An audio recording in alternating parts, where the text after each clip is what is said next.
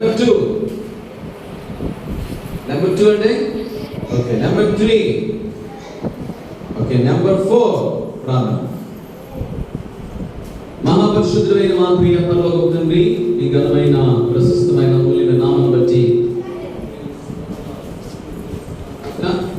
మరి నిన్న మొదటి రోజు VBS అంతట్లో మీరు మాకు తోడుగా ఉన్నారు, సహాయపడుతూ వచ్చారు, మీకు స్తోత్రాలు. రెండవ రోజు VBS లో ఏమన్నా మమ్మల్ని తీసుకుని వచ్చారు, అందుకు బట్టి మీకు స్తోత్రాలు. గత రాత్రి అంత మంచి నిద్రించి ఉదయకాల సమయం లేవనెత్తి మీ సన్నిధిలో నిలబెట్టినారు, అందుకు బట్టి మీకు స్తోత్రాలు స్తుతులు చెల్లిస్తున్నాం తండ్రి. ఆ ప్రాంతాల నుంచి చేరొచ్చిన చిన్న బిడ్డలందరినీ కూడా మీరు జ్ఞాపకం చేసుకోండి, రావాల్సిన వారిని కూడా సకలంలో మీరు తీసుకురమని సహాయం చేయమని ప్రార్థన చేస్తున్నాం తండ్రి. ఏదైనా VBS అంతట్లో మీరు తోడుకోండి. మరి ప్రార్థనతో మేము ప్రారంభిస్తున్నాం. ఆటల్లో మీరు మాతో ఉండండి నాయన. మీ దాసులు టీచర్స్ స్టోరీస్ చెప్తుండగా మరి స్టోరీస్ లో, పపెట్ షోస్ లో, అన్ని విషయాల్లో మీరు మాకు సహాయపడతామని ప్రార్థన చేస్తున్నాం. కానీ మొదటి రెండు సెషన్స్ లో మీరు ఉండమని ప్రార్థన చేస్తున్నాం. టీచర్స్ మీరు అభిషేకించి వాడుకోండి, బలపరచండి, స్థిరపరచమని సహాయం చేయమని ప్రార్థన చేస్తున్నాం తండ్రి. నాయన నీ బిడ్డలకు కావాల్సినటువంటి మీ మాటలు వారికి సిద్ధపరచమని సహాయం చేయమని ప్రార్థన చేస్తున్నాం. అది సాయంకాలం సువార్త కొరకు ప్రార్థన చేస్తున్నాం. మీరు సహాయం చేయండి, మంచి వాతావరణం అనుగ్రహించి మీరే మహిమ పొందుకోమని వచ్చిన బిడ్డలందరినీ కూడా మీ దగ్గర చేతులుగా అప్పగించుకుంటూ మరి వంటలు అవన్నీ సిద్ధపరుస్తున్న వారిని కూడా, పరిచర్యలో పరిచయం చేస్తున్న వారిని కూడా, మరి సహకరిస్తున్న వారిని కూడా మీరు జ్ఞాపకం చేసుకోమని దీవించమని ఆశీర్వదించమని మీకే మహిమ ఘనత ప్రభావం చెల్లిస్తూ చిన్న బిడ్డలందరికీ ఆసక్తిని, ఆరోగ్యాన్ని, శక్తిని వాళ్ళని అనుగ్రహించమని యేసు నామములో ప్రార్థించి స్తుతించి పెట్టుకొనిచున్నాము తండ్రిని. ఆమేన్. Praise the Lord. అందరూ యాక్టివ్గా ఉన్నారా? సంతోషంగా ఉన్నారా? ఎందుకు? టిఫిన్ చేశారనా? VBSకి వచ్చారనా? Very good. నిన్న సాంగ్స్ నేర్చుకున్నాం కదా, ఫస్ట్ నుంచి పాడదామా? లేచి నిలబడదామా? All of you ready?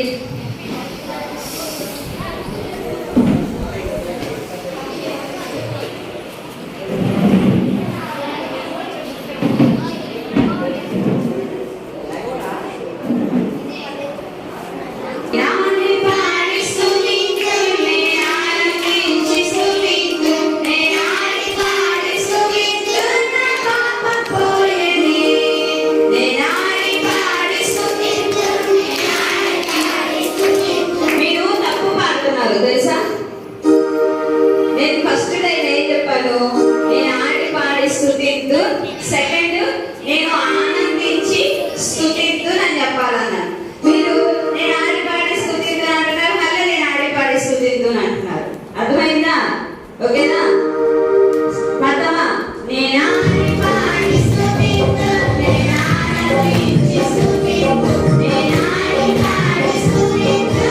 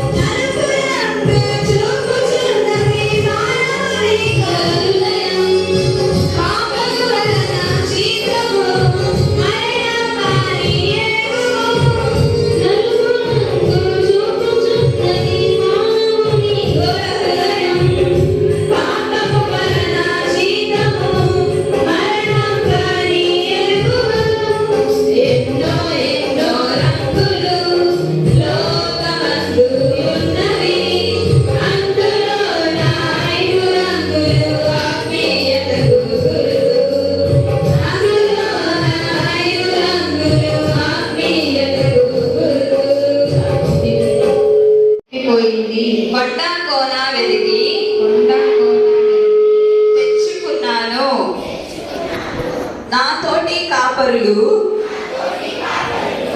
రండి రండి, నాతో కూడా మీరు సంతోషించండి. అయ్యో నా వెండి నాణ్యం పోగొట్టానే, దీపాన్ని వెలిగించి బాగా వెలిగి ఊడ్చి ఇల్లంతా పట్టుకున్నాను. నాతోటి స్త్రీలారా సంతోషించండి.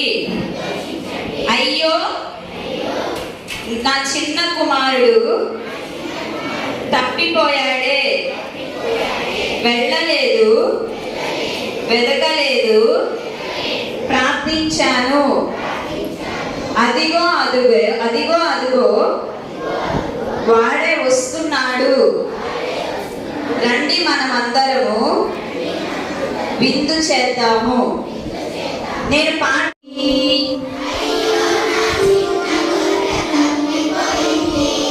కొండ కోన వెతికి తెచ్చుకున్నాను.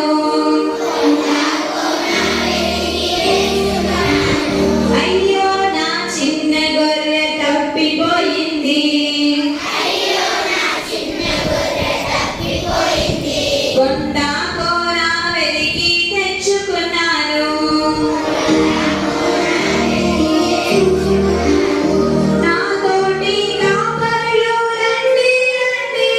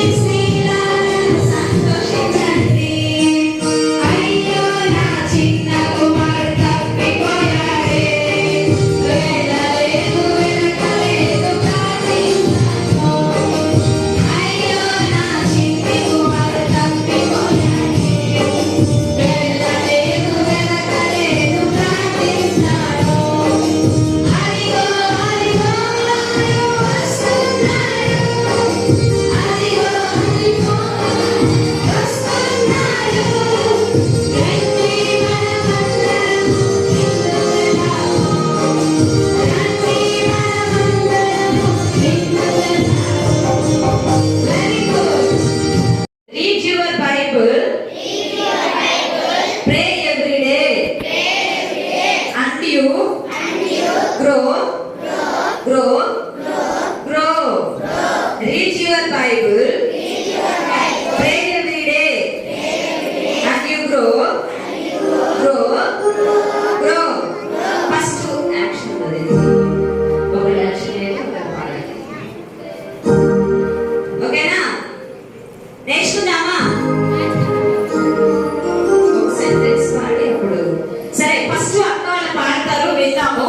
ఆ తర్వాత మనం కూడా నేర్చుకుందాం. ఓకేనా?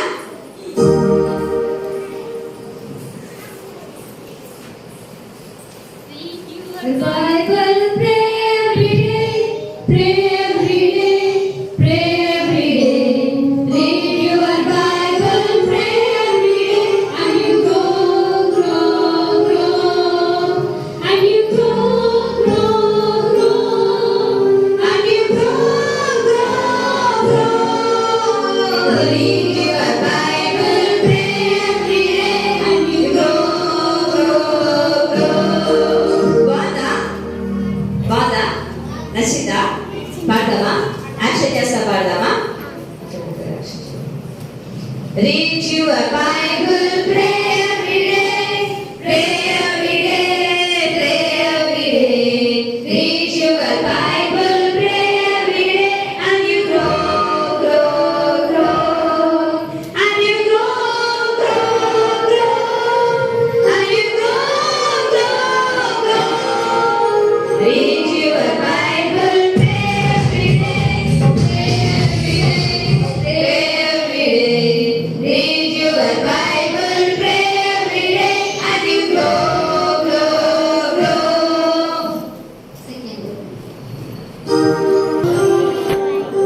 పలకండి పిల్లలందరూ. Don't read your Bible. Forget to pray. Don't read your Bible. Forget to pray. And you spring. అంటే బైబిల్ చదవకపోయారనుకోండి, ప్రేయర్ చేసుకోపోయారనుకోండి, ఏమైపోతారు? సాతాను మీలో ఉంటాడు. అప్పుడు ఆ సాతాను ఏం చేస్తుంది? మిమ్మల్ని కృంగతీస్తూ ఉంటుంది. అంటే సమస్యలో, ఇరుకుల్లో, ఇబ్బందుల్లో, కష్టాల్లో ఉంచి మిమ్మల్ని బలహీనత చేస్తూ ఉంటుంది.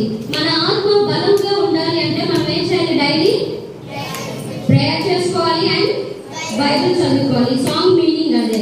ఎప్పుడైతే బైబిల్ చదువుకుంటూ ఎప్పుడైతే ప్రేయర్ చేస్తారో అప్పుడు ఏం చేస్తారు? గ్రో అవుతారు. అంటే అభివృద్ధి అవుతూ ఉంటారు ఆత్మపరంగా. ఒకవేళ బైబిల్ చదవకపోతే, ప్రేయర్ చేసుకోకపోతే సాధారణ మిమ్మల్ని కృంగతీస్తూ ఉంటారు. ఓకే, సెకండ్ కోరస్ పాడుకుందామా? Don't read your Bible, forget to pray, forget to pray, forget to pray. Don't read your Bible, forget to pray, and you scream, and you scream, and you scream.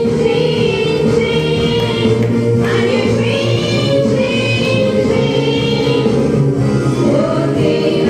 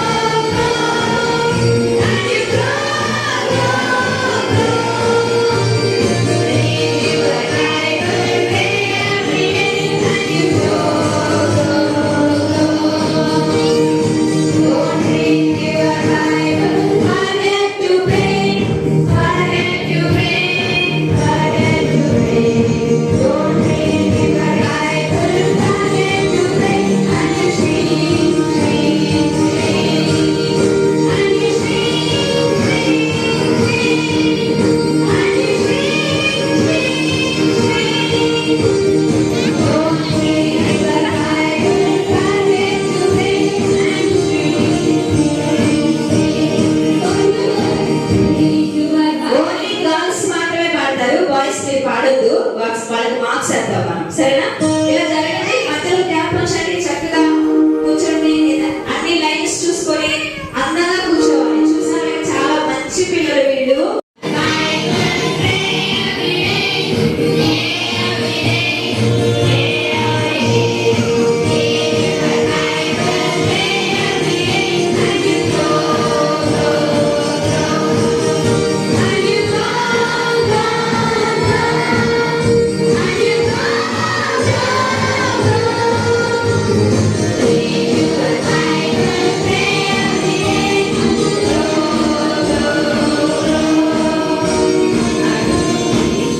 బాగా పాడారా వాళ్ళు? పాడారా? సరిగ్గా పాడలేదు.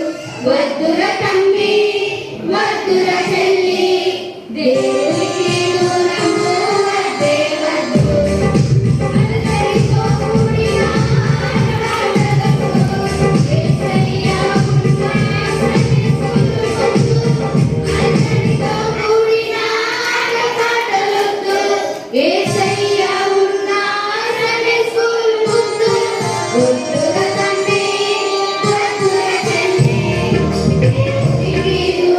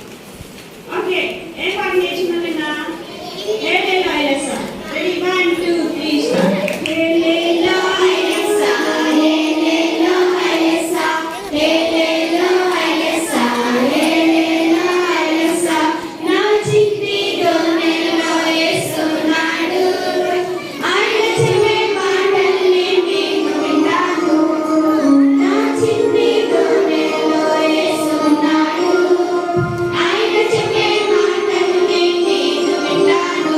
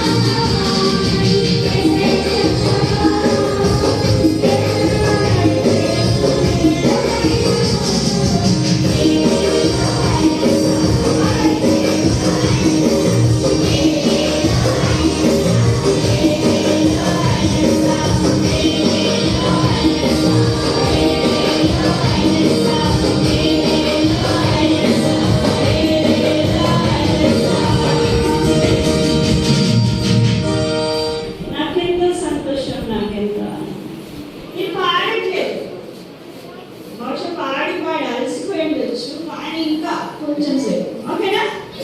గట్టి పాడాలి. అమ్మాయి బాగా పాడతారు, అబ్బాయి బాగా పాడతారు. చిన్న ఎవరు బాగా పాడతారు? అమ్మాయిలేనా?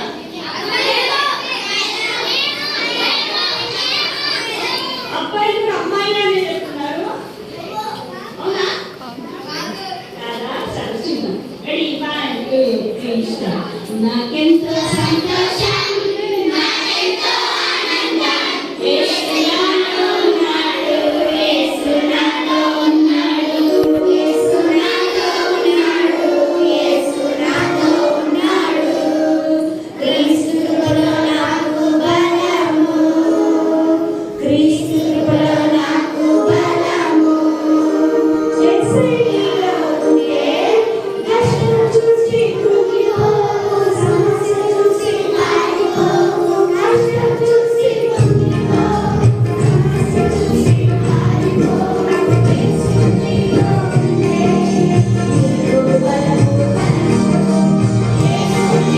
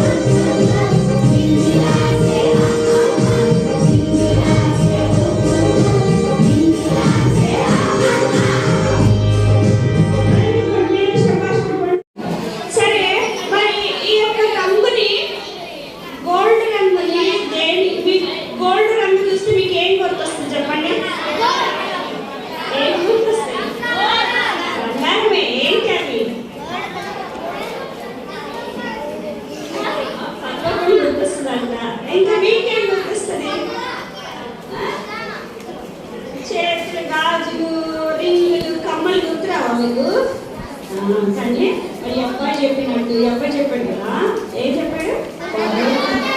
అసలు బంగారం రంగుకి పరలోకానికి ఏం సంబంధం ఉంది? ఏం సంబంధం ఉందంటే దేవుని వాక్యంలో ఉంది కదా, పరలోకపు రాజవీధి బంగారంతో చేయబడింది, శుద్ధ సువర్ణమయమై ఉన్నదంట. అంటే మీకు చీమకుర్తిలో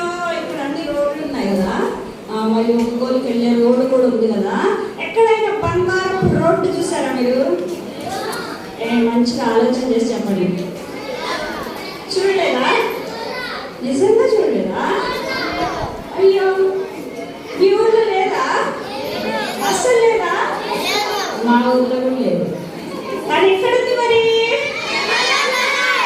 దేవుడు వాక్యం చెప్తుంది కదా, పరలోకపు రాజు ఇది బంగారంతో చేయబడింది. మరి పరలోకము చాలా అందమైన పట్టణం అన్నమాట. ఏదంట?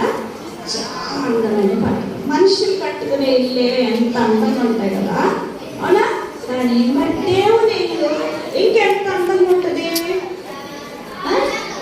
రకరకాల రాళ్ళు, మంచి విలువైన వస్తువులు, విలువైన వాటితో పరలోకం నిర్మించబడింది. చాలా అందమైన పట్టణం. ఇప్పుడు మీకు ఒక ప్రశ్న, ఇల్లు ముఖ్యమా, ఇంట్లో ఉన్న వాళ్ళు ముఖ్యమా?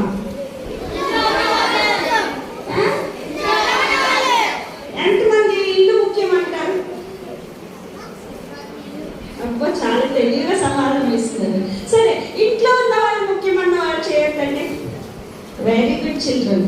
ఇంట్లో ఉన్న వాళ్ళే ముఖ్యం కదా. మరి పరలోకంలో ఉండేది ఎవరు? దేవుడు ఉంటాడు. ఈ దేవుడు ఎవరంటే ఈ లోకాన్ని అంతటిని సృష్టించిన సృష్టికర్త. ఎవరైనా?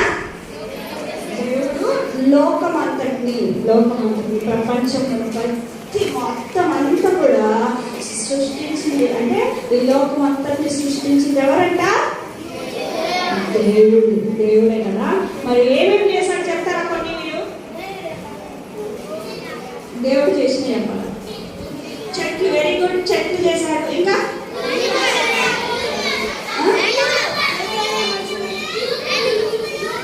హ్యూమన్స్ అంట. ఓహో, హ్యూమన్స్ అంట. Okay, humans.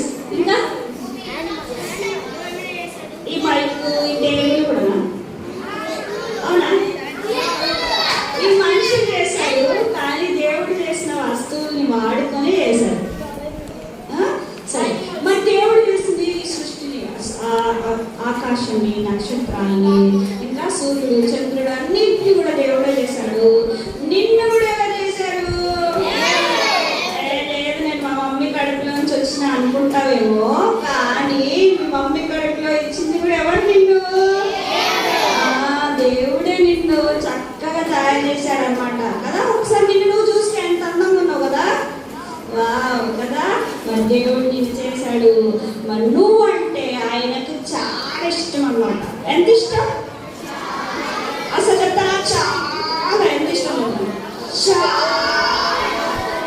అట్లా కాదు. నాకు దేవుడు అంటే, నువ్వంటే దేవుడికి ఇష్టం. మరి నీకు దేవుడు అంటే ఇష్టమా? ఇష్టమైతే చాలా అని చెప్పాలి. రెడీ, 1 2 3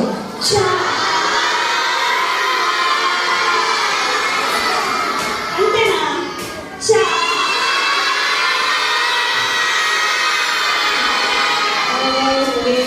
నీకు దేవుడు అంటే ఎంత ఇష్టమో నీకన్నా దేవుడు అంతకన్నా ఎక్కువగా ప్రేమిస్తున్నాడు. ఎంత ప్రేమిస్తున్నాడు అంటే తెలుసా?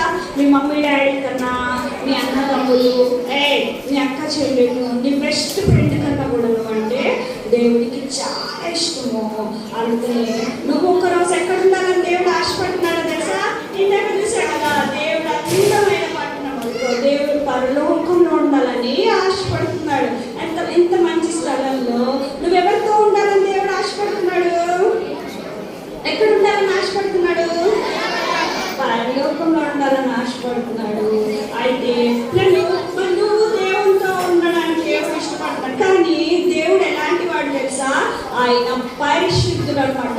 Perfect God. ఆయన పరిశుద్ధుడు అంటే ఆయన ఏ తప్పు చేయలేదు, ఆయన తప్పు తలంచలేదు, అసలు ఆయనలో తప్పు అనేది లేదన్నమాట. అలాంటి దేవుడు నువ్వు ఎక్కడ ఉండాలని ఆశపడుతున్నాడు? పరలోకంలో ఉండాలని ఆశపడుతున్నాడు అన్నమాట. అలాంటి ప్రేమించాడు. పిల్లలు పరలోకంలో ఉండని ఏంటో తెలుసా? పరలోకంలో కొన్ని ఉండవు. ఏముండవు? ఇక్కడ చూడండి, మాట్లాడకూడదు. ఏముండవు పరలోకంలో? ఇదేంటిది? పాపం ఉండదు. పరలోకంలో ఏముండదు? ఇంకేముండదు? దుఃఖం ఉండదు. ఇంకేముండదు? బాధ ఉండదు. ఇంకేముండదు? వెలుగు ఉండదు. ఇంకేముండదు?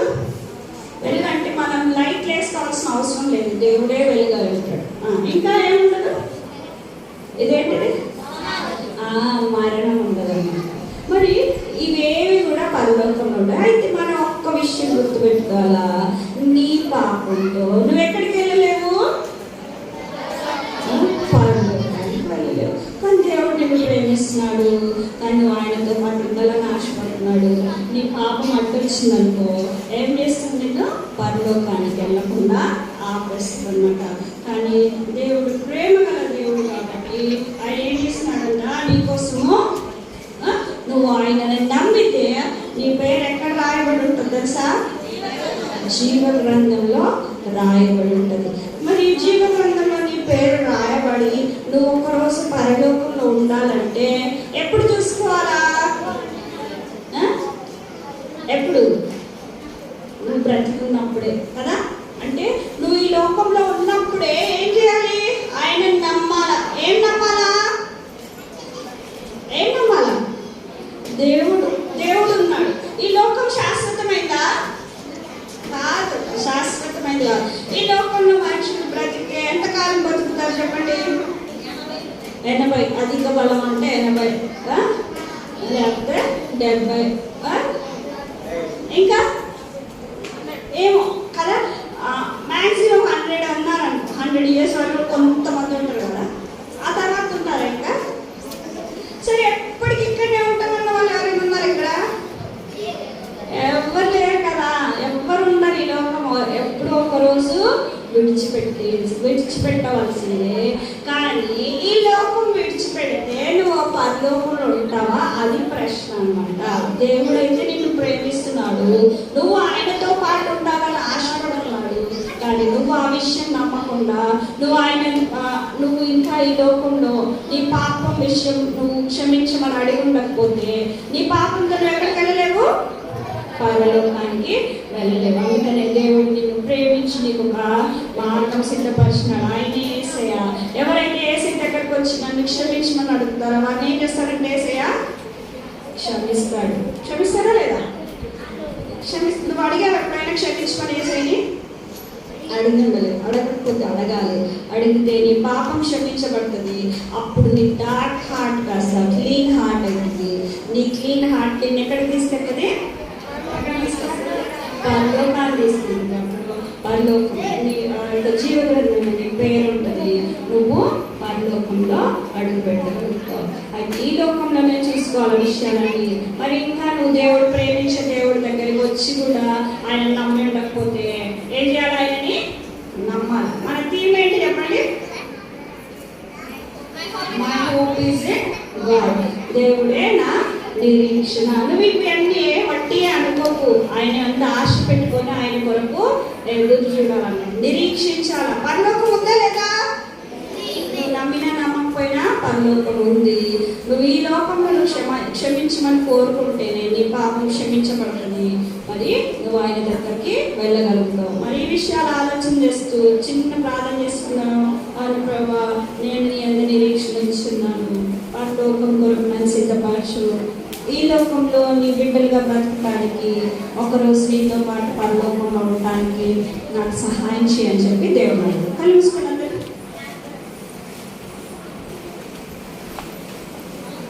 అందరి కళ్ళు చూసుకోవాలి.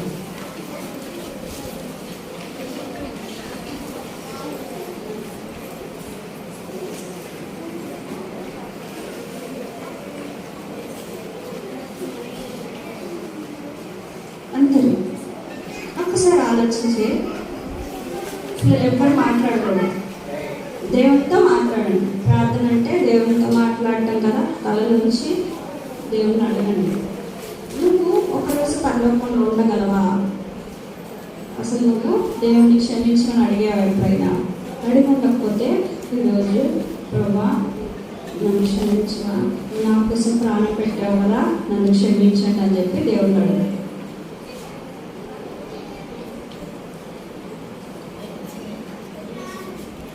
పరలోకంలో ఉన్న విషయాలు చూస్తున్నాం. పరలోకంలో పాపం ఉండదు, దుఃఖము, బాధ, వ్యాధులు ఉండవు, మరి మరణం ఉండదు.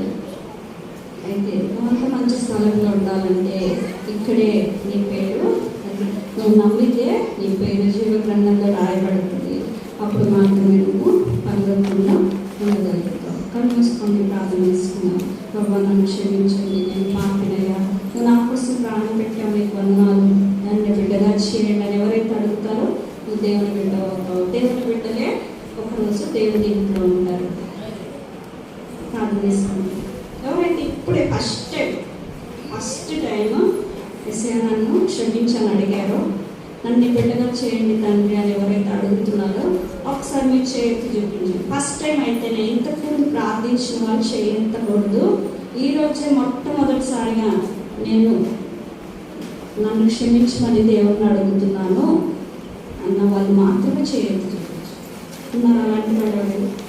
ఇంతకుముందు ప్రేయర్ చేయలేదా? చేస్తే చేయకూడదు. ఈరోజు అయితేనే చేయొద్దు. ఓకే, ఛేదించేయండి. చేయతిన వాళ్ళు మనసులో ప్రార్థన చేసుకోండి. ఎస్ఐ నేను పాపిని, నన్ను క్షమించు, నువ్వు నా కోసం చనిపోయి తిరిగి లేచేవాడిని నమ్ముతున్నాను తండ్రి, నన్ను బిడ్డగా చేయండి అని నువ్వు అడిగి. ఎందుకంటే దేవుని వాక్యం చెప్పింది కదా, దేవుడు లోకమును ఎంతో ప్రేమించండి, నిన్ను ప్రేమిస్తున్నాడు, నువ్వు ఒకరోజు ఆయనతో పాటు ఉండాలని ఇష్టపడుతున్నాడు. అయితే నీకు దేవుడికి మధ్య పాపం అడ్డుగా ఉంది కాబట్టి ఆ పాపాన్ని క్షమించేసేనే నువ్వు క్షమించమని అడిగితే నేను ఆయన క్షమిస్తాడు. అప్పుడు నువ్వు దేవుని బిడ్డగా దేవునితో పాటు పరిగెత్తుకుని ఉంటావు. జీవకల దేవాన్ని కొన్నాను, మీ బిడ్డల కోసం ప్రార్థన చేస్తున్నాను ఆయన. ఆయన మరి ఉన్నాయి ఎవరు కూడా నశించుకోవడానికి ఇష్టం లేదు కనుక ఈ లోకంలో నువ్వు ఎంతగానో ప్రేమించి ఆయన మరి మా కొరకు వేసిన ఈ లోకానికి వచ్చారు. నీకు వందనాలు. నీ కృపలో నిలిచిన బిడ్డకి జ్ఞాపకం తీసుకున్నాయా. ఏ బిడ్డ ఈ దినమే మొదటిసారిగా నన్ను క్షమించమని నీ మందిర ఆవరణంలో నీ సన్నిధిలో వారు అడిగారు, వారిని జ్ఞాపకం తీసుకున్నాయా. నిజంగా క్షమించండి. నేను కలిగి ఉండడానికి, ఒకరోజు నీతో పాటు పరలోకంలో ఉండడానికి బిడ్డలకు కావాల్సిన కృపను మీరు దయచేయండి. ఆయన నిజంగా పాపలను ఒప్పుకోగలిగే కృపలోకి మీరు నడిపించండి. ఆయన క్షమించండి, విడిపించండి, నీ బిడ్డలుగా చేయండి అని ఈ బిడ్డలందరినీ తగలసిన సమర్పించుకుంటున్నాను. నేను కలిగిన బిడ్డలు ఈ లోకంలో నేను ప్రేమించేవారిగా, నేను ధనపరిచేవారిగా, నీకు ఇష్టమైన బిడ్డలుగా జీవించడం చిన్న వయసు నుంచి అట్టి కృప బిడ్డలందరికీ దయచేసి మీరు మహిమ పొందమని సహాయం చేయమని యేసుక్రీస్తు నామమున ప్రార్థిస్తున్నాను తండ్రి. సరే, మీకు 10 minutes బ్రేక్ ఉంటుంది. బ్రేక్ అయిన తర్వాత బైబిల్ లెసన్ ఉంటుంది. బైబిల్ లెసన్ తర్వాత క్లాస్ డివిజన్ ఉంటుంది. కాబట్టి మీకు వాటర్ తాగేసి వాష్రూమ్కి వెళ్ళేసి వచ్చి నిన్న ఎక్కడ కూర్చున్నారో అట్లాగే కూర్చోవాలి. నిన్న ఎక్కడ కూర్చున్నారు? కొత్త వాళ్ళు ఎవరైనా కొత్త వాళ్ళు వచ్చారా ఈరోజు? కొత్త వాళ్ళు సరే, వాళ్ళకి వెల్కమ్ చెప్తామా? 10 silence class. Welcome class. 1, 2